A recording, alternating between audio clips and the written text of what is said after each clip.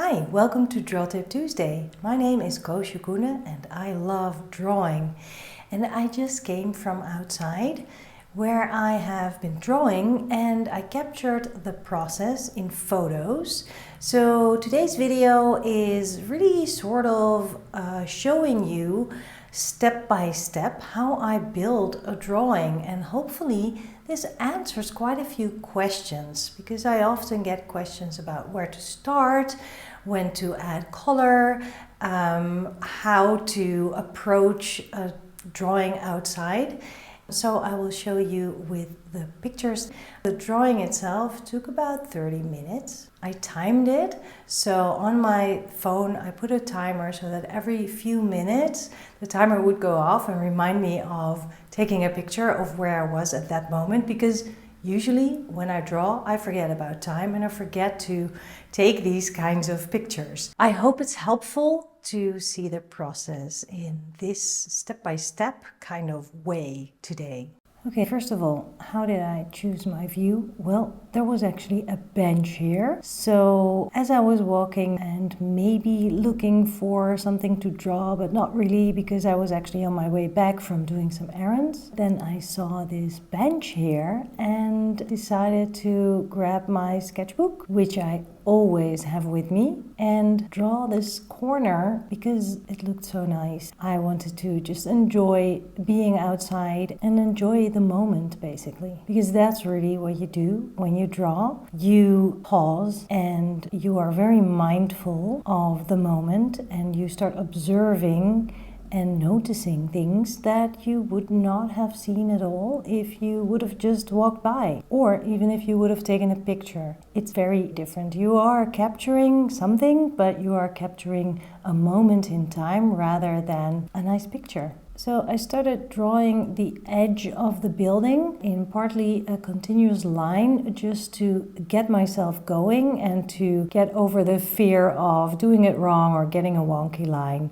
Once you have one line in, there you have your start, and then you are over that first little hump of anxiety maybe, or the thought that things could go wrong and that you will make an ugly drawing. But once you have that first line, you can start adding more because you have a lot of landmarks. So with that first line, I could also add some of the plants that were growing there, and this is how I filled my first 2 minutes. At first I thought I might just want to fill the left page, but I already saw very soon I wanted to draw more than that. So I worked to the right hand side of my sketchbook, adding more of the building, adding lines, trying to find landmarks and looking at the height of certain things. That really helps me to filter out the idea of things being further away or closer, or thinking about perspective. I'm just really looking at how high is the edge of one thing, and then on the other building at the same height some other edge starts.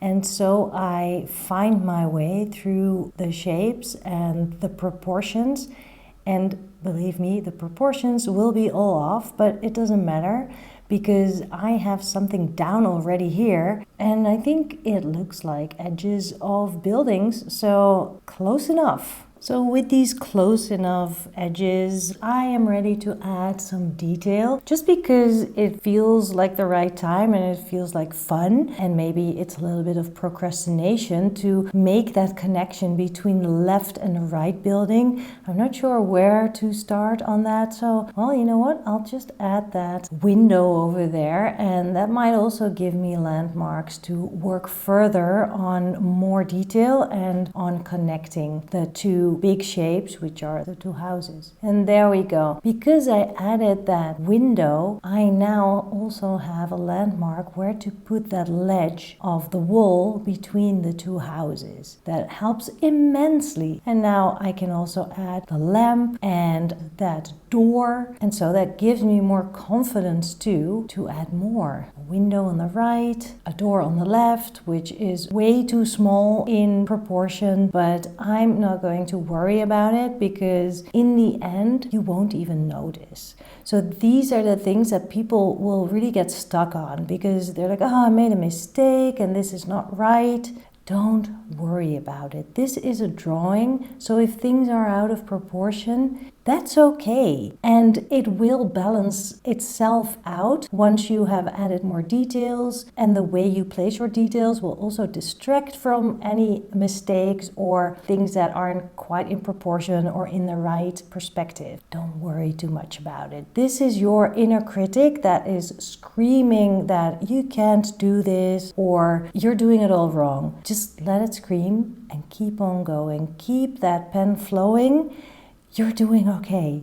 See, I added some plants, some texture on the ground, and I'm adding more details on the wall of the house in the back, and it distracts completely from proportions being off. This drawing is starting to live, and that's also because I'm doing quick marks. So I'm not trying to draw every single leaf of the plants on the sides of that little door. I'm just doing it quickly, giving a gestural feeling to it, which brings so much life and energy to the drawing. Now it becomes a little bit easier because everything is in place. So I am adding details and looking at like the plant structure that is on top of that wall that connects the two houses, and there are more windows.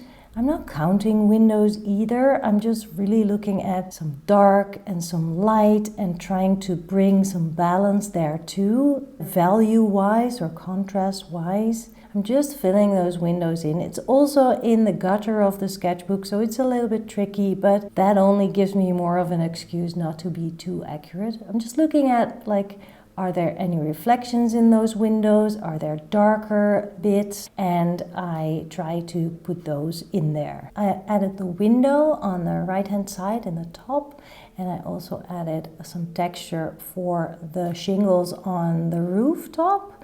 I may have forgotten to put my timer on here because there's a lot added in this photo. I also started to add some of the background, trying to decide how much of it I want in there, but I think that tree in the background is really beautiful, and I think it captures kind of the characteristic of the street and the neighborhood. And I could stop at any moment now because I filled this page with a really nice drawing actually, but I keep going because I'm having so much fun and because I want to challenge myself to draw that tree, because I always have a hard time drawing trees when there are no leaves on them. So that's part of my challenge today.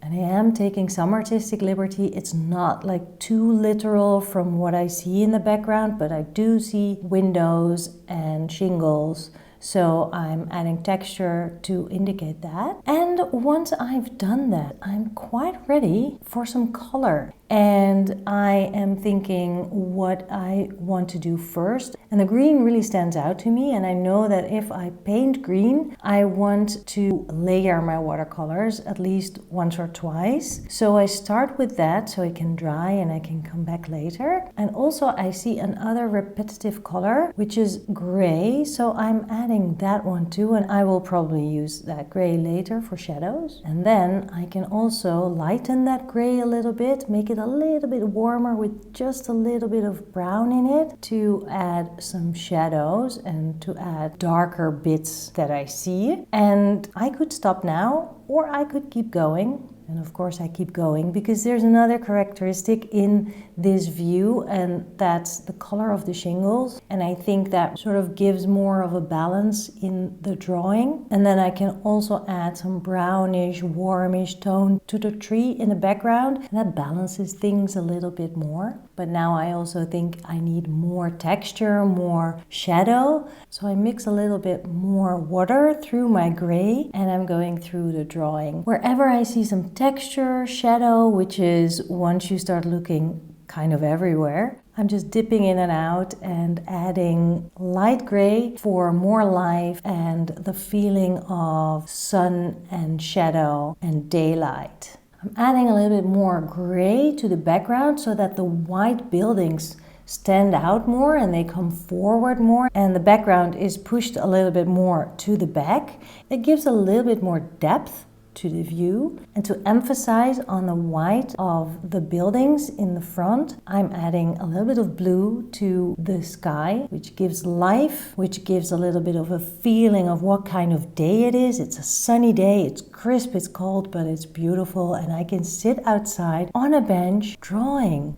And of course, in the photo you can see that the buildings in fact aren't bright white like they are in my drawing. I could try and mix the exact right beige white-ish color, but if my paper is white, why would I not use the white of my paper to convey the feeling of these bright buildings that catch the light and that are so elegant? This is what artistic liberty is, and it's also making it a little bit easier on yourself. If I am on location, I don't have like a big brush with me to make a beautiful light wash, then wait for all of that to dry and then start drawing my buildings. Or the other way around, draw the building and then adding a wash with exactly the right color. I don't really care for that. I just want to capture the vibe and the feeling and my experience of this place and my interpretation. That's the great thing about drawing. If you and I would sit together on this bench, you and I would have completely different drawings because your interpretation will be so different than mine. Every time you draw, you are paying so much attention to how you feel, to what you see, to what you hear, to the colors, to what really catches your attention, to the story around the place. And that's what makes you an artist. You are interpreting and you are creating something out of this, and you're creating a memory that lasts because it's in your sketchbook. Isn't that exciting? Thank you for watching this video. I hope it helps you to understand kind of my process. It doesn't mean that this is a step-by-step instruction because everybody approaches drawing in a different way, but it might give you some insights and ideas about how you can draw your next scene or view. And here in the Netherlands, it's still quite cold, but we are getting closer and closer to spring. So I am looking forward to drawing more outside. Also in the summer and in fall, I am teaching some really great workshops that are all outside.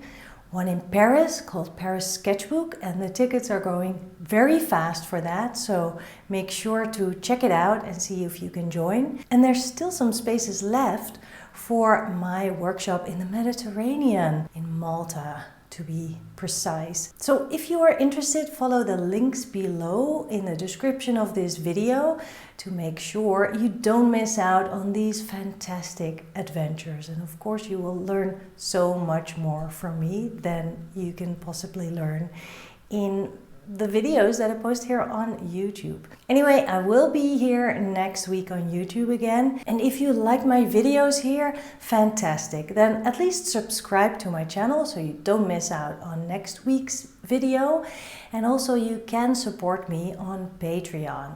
You will get extra perks and you are very much helping me to keep on making these videos weekly and put them here for free on YouTube for everyone to access. Thanks so much. I'll see you next week. Bye!